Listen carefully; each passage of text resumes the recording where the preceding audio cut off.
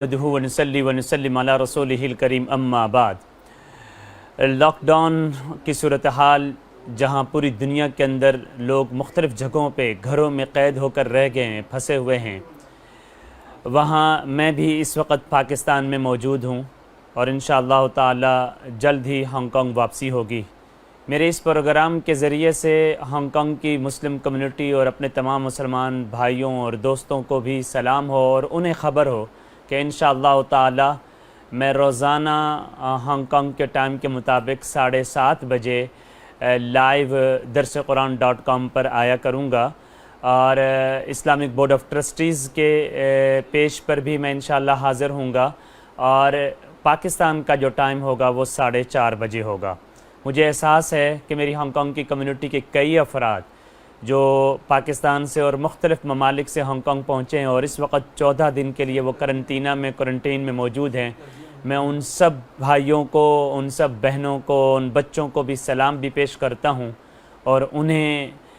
یہ کہتا ہوں کہ تکلیف کے ان لمحات میں ہماری دعائیں آپ کے ساتھ ہیں۔ میں مختصر ایک ٹاپک لیتا ہوں اور پھر انشاءاللہ روز آپ کی خدمت میں حاضر ہوں گا۔ ایک آیت میرے دل میں ابھی آئی ہے، میں چاہتا ہوں اسے پڑھوں۔ آیت کیا ہے؟ وَأَمَّا السَّائِلَ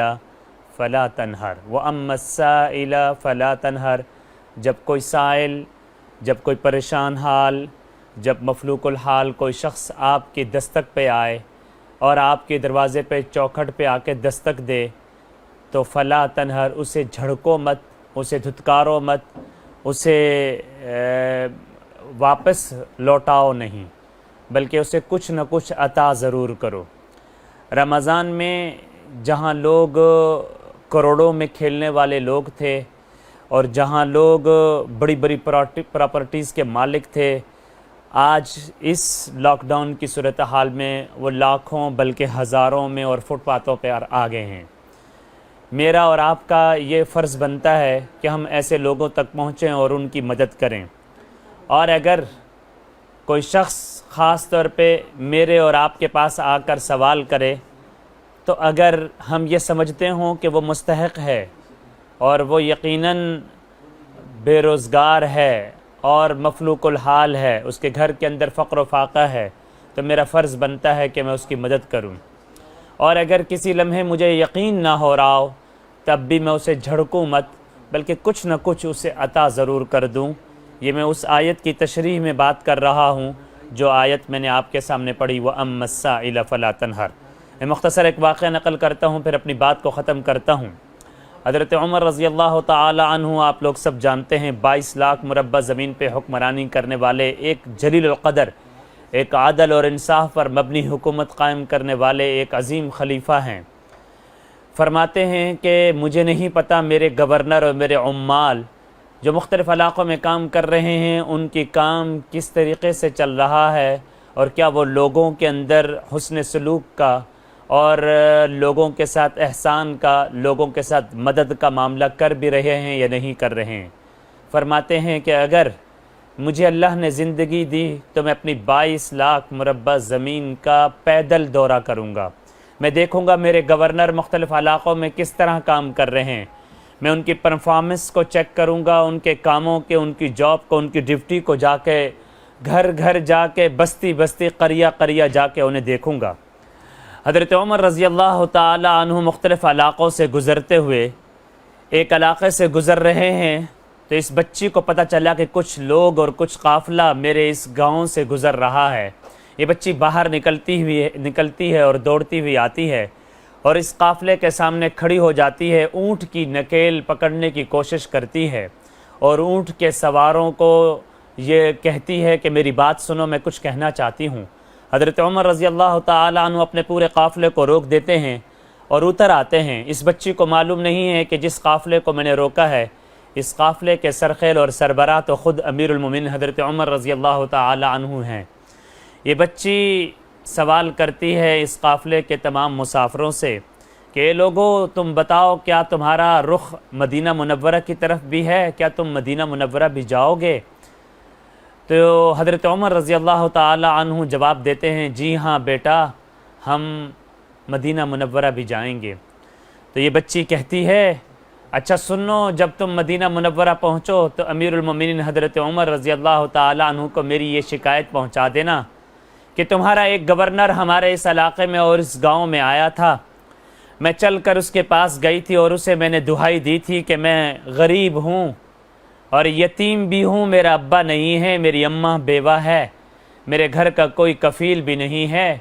میں نے اس سے سوال کیا تھا، اس سے کچھ راشن مانگا تھا، اس سے اناج اور غلہ مانگا تھا۔ شکایت لگا دینا عمر فاروق رضی اللہ تعالیٰ عنہ کو کہ تمہارے گورنر نے مجھے کچھ نہیں دیا تھا۔ کل قیامت والے دن میرا ہاتھ تمہارے گریبان تک پہنچے گا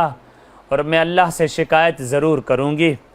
حضرت عمر یہ شکایت سنتے ہوئے تڑپ جاتے ہیں، آنکھوں میں آنسو آ جاتے ہیں، اپنے قافلے کے لوگوں کو بلاتے ہیں، حاضر کرتے ہیں اور دیکھتے ہیں کہ کون تھا اس علاقے کا گورنر جس نے اس معصوم بچے کی کفالت نہیں کی تھی۔ نقشہ دیکھتے دیکھتے پتہ چلتا ہے کہ فلاں گورنر تھا۔ اسے بلایا گیا، حضرت عمر کے دربار میں پیش کیا گیا تو اس نے جواب یہ دیا کہ مجھے یقین نہیں آ رہا تھا کہ واقعی یہ مستحق تھی یا نہیں۔ حضرت عمر رو پڑے اور فرمایا کہ شکر ہے یا اللہ کہ اس بچی کی شکایت مجھے دنیا میں ہی مل گئی، اگر آخرت میں یہ بچی میرے گریبان کو پکڑ لیتی تو پھر میرے پاس کیا جواب ہوتا۔ اسی وقت وہ جس اونٹ پہ حضرت عمر سوار تھے اس اونٹ کو غلے اور اناج سے لادا گیا اور پھر اس اونٹ کی نکیل اس بچی کے حوالے کی گئی اور پھر کہا گیا یہ بچی یہ تمہارا اونٹ ہے اور عمر جا رہا ہے، اور تمہیں بتا دوں کہ میں ہی امیر المومنین ہوں اور میں ہی عمر ہوں۔ وہ جا رہا ہے مدینہ میں اور وہ اپنے دیوان میں اور اپنے تاریخ کے ریکارڈ میں یہ لکھ کر جائے گا کہ ہر سال اناج اور غلے کے سیزن میں، زکوٰۃ کے موسم میں، وہ تمہارے گھر پہ 3 اونٹ اناج اور غلے کے لدے ہوئے تمہارے گھر میں بھیجا کرے گا۔ اے بچی مجھے معاف کر دینا کہ میرے گورنر نے تمہارے تک کھانا اور راشن نہیں پہنچایا۔ یہی تو وہ عمر تھے جسے تاریخ میں یہ الفاظ نقل کیے گئے تھے، لو مات الکلب جوعا علی شاطئ الفرات لسئلت عنی یوم القیامہ، اگر کوئی کتا بھی بھوک سے کی وجہ سے مر جائے گا دریائے فرات کے کنارے پر تو کل قیامت والے دن مجھ سے پوچھا جائے گا۔ میرے اس واقعے سے صرف ایک ہی غرض ہے کہ لاک ڈاؤن کی صورتحال کے اندر دنیا بھر میں جہاں فقر و فاقہ نے پنجے گاڑ دیے،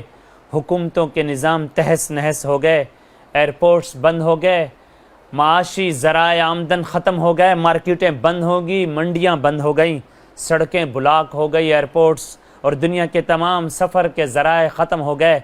ایسی صورتحال میں میرا اور آپ کا فرض بنتا ہے کہ اپنے گلی اور محلوں میں، اپنے ارد گرد اور اپنے پڑوس میں مستحق لوگوں پر نظر رکھیں، اور اگر کوئی چل کر میرے دروازے پر آ کے دستک دے